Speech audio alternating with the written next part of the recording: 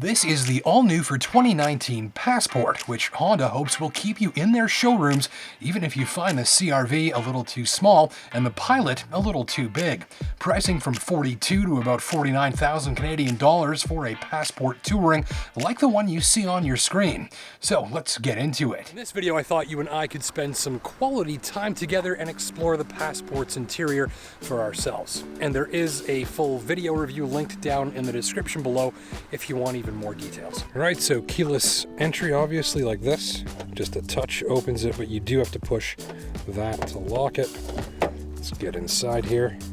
Typical Honda, it's fairly dark. There isn't a whole lot of color or energy sort of going on in here. This interior's got a lot of good stuff going for it. I wouldn't say that the styling is one of its best attributes. I do want to draw your attention to one thing that is a major asset for this machine, and that is the storage. So I'll just show you the door panel. You've got one cubby there, you've got another one here, another little one up there in front of that, another one down here. That's just the door. So I mean, it does a really good job of giving you a way to organize all of your stuff no matter how much of a pack rat you might be. These side steps here are worth noting. That's about a $1,200 option on this particular vehicle.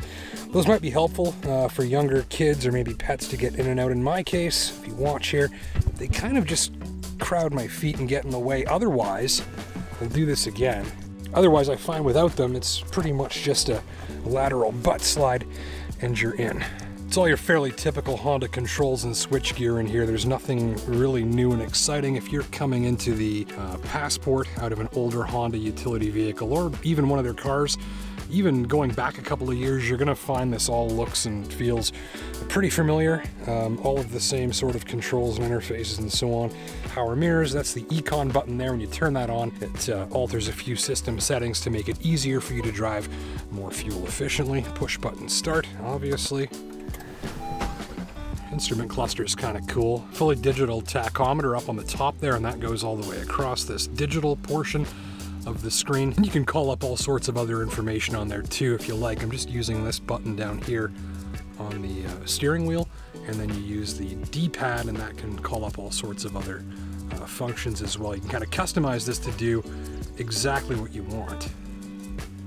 Central command interface, this is fairly straightforward once you've put in a day or two to sort of learn how everything works. A couple of functions are a little bit more complicated than I like. It took me a while to sort of figure out how to change from FM to XM radio, for instance, but eventually you just sort of figure out where everything is. Some of it's a little bit illogical, but at the end of the day, after 1 or 2 days using this, you'll have it down pretty good. Very good navigation system too. I like how responsive this is. It's not laggy, it sort of responds instantly. We've actually got a volume control knob here, which is something some Hondas have been missing lately. Climate control system down here. This, to me, for the money, looks a little disappointing. Passport starts at 42,000 and comes up to about 49 if you go with a Touring like the one that we're in here. Some folks like this because it's very logical, it's very easy and straightforward. To me, I just wish it looked a little bit more upscale. Again, keep in mind as you're looking at it, this is an almost $50,000 vehicle. Heated and air-conditioned seats down here, of course. Yet another storage cubby in here, and that's perfect for your phone. Well, but it does fit nicely on the wireless charging pad down here.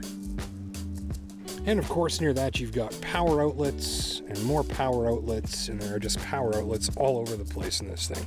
So if you plug it in, you've got Android Auto and Apple CarPlay compatibility up here, which is probably something that you want in 2019. This just upscales a lot of functions from your smartphone right into the main screen, gives you full voice command over all of them, and it is quite handy. 2 proper cup holders, pretty much where they belong. Push button shifter right here, that's for the 9-speed automatic transmission. Now this kind of freaks some people out, although it shouldn't. It's really simple to use. Push that button for park, push down on this for reverse, which is a good time to mention. There is a fairly high resolution wide angle backup camera with multiple viewing angles on here that pops up. Anyways, back down to that, push there for neutral, push there for drive, push again for sport mode. This one allows you to toggle various terrain-specific off-road modes for the all-wheel drive or four-wheel drive system, which otherwise does not require any of your attention ever. And if you don't like the auto stop feature, which stops the engine from wastefully idling, you can turn it off by pressing that button. Here are those off-road drive modes referenced up here in the screen. I'm just pressing the toggle button down here, and that's showing me what's going on up here on the screen. In general, you can just leave it in the normal mode.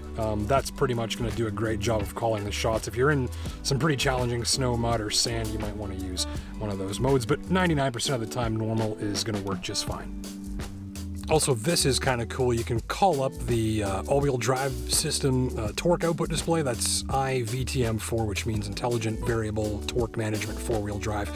And if you want, you can watch on the screen how much power is going to each wheel. Noting, here's how much room is around me. I'm about 5'10", 200 pounds, call me roughly average build. My knees aren't touching anything in my comfortable driving position. Lots of clearance here around the one leg, lots of clearance here around the other. Plenty of leg room. Headroom looks something like this. Well, not cramped in any dimension at all. Something just fell off my camera. Storage, and more storage down here in this giant bin, which has this sliding cover. You've got, I mean, that's almost elbow deep. You've got more charging ports down there, standard 12-volt power outlet, and a high output USB charger. Even this handy slide-out drawer if you need it. And there is just a ton of room for just about anything that you might want to put down there. You've got all kinds of space. Again, this vehicle does a fantastic job of keeping you organized and tidy on the go with a place for everything.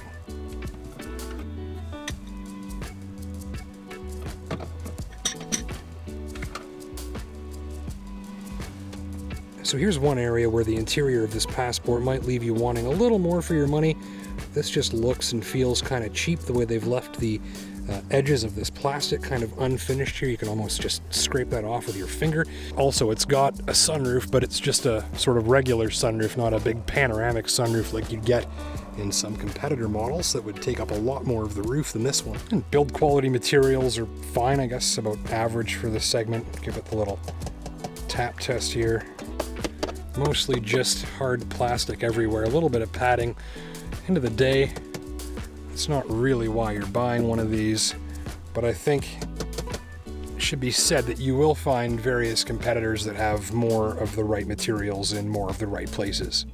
2 cup holders on each door panel, storage there, storage there, storage there. There's what it looks like, one seat folded down over there. I've got plenty of leg room here. I'll hop in here for a second. Keep in mind, I have not adjusted the front seat. So that is set up to my driving position as someone that's about 5'10", 200 pounds. Look at the legroom I have here. I've got no issues with shoulder room, with hip room. I've got lots of headroom. I've got legroom to spare. I think I can even recline the seat. Oh yeah, look at this. I guess the real takeaway here is that even 2 larger adults would have no problem sitting behind each other with head and legroom to spare. Rear climate control system, more charging ports down there, including a power outlet and 2 high output USB chargers. So these are easy to slide forward and backward. I will note that I am holding the camera with one hand, so I'm doing this one-handed. It's a little heavy, but actually a lot lighter than you normally find in a sliding rear seat like that. Also, pull this up, and down she goes. Interestingly, that rear floor is flat, which makes it more comfortable for anyone sitting in the middle. Also gives you more room to store your things and stuff. And putting them back up is just as easy, one-handed. They're not too heavy at all. Fairly user-friendly and easy to work.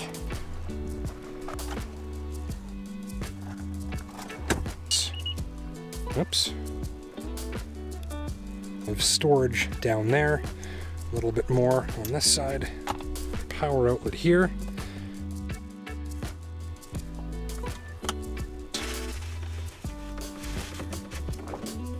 Keep your stuff away from prying eyes. Now I find those seats are easy to work by hand. If you don't, you just push the button here and away they go. Look at all that room.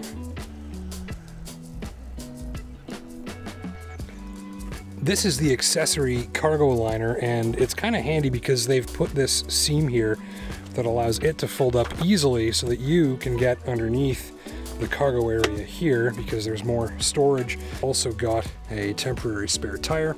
That is the subwoofer for the stereo, I believe.